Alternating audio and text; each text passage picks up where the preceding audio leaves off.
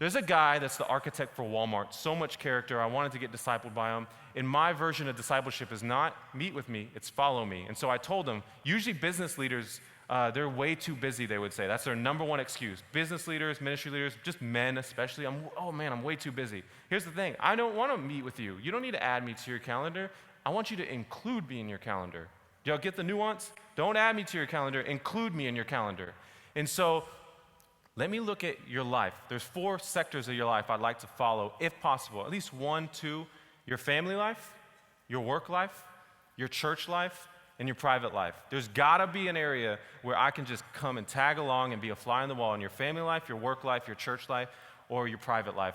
And so he saw it, he's like, man, I don't know if I have time, but if you would come into my private life, I like to run, and I know runners. They like to get up early in the morning. They like to put the stickers on the back with how much they've run.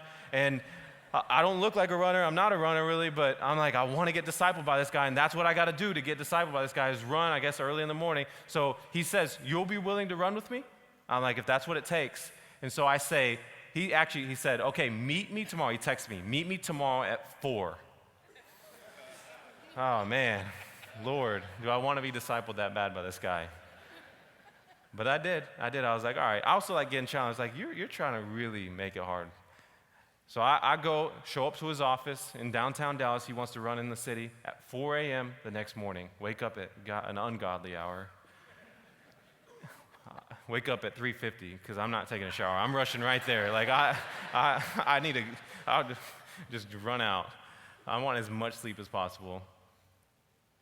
4 a.m., I'm sitting out there. He doesn't show up. He doesn't show up for an hour. And he doesn't show up an hour. He just texts me and says, oh my God, I meant 4 p.m. Why would you think 4 a.m.?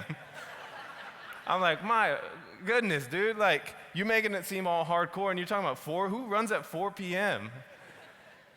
But what it did for him is it showed him, which millennials or young people, you want to be discipled, you better be willing to move your calendar and your schedule and your location like the disciples did for Jesus if you want to get discipled.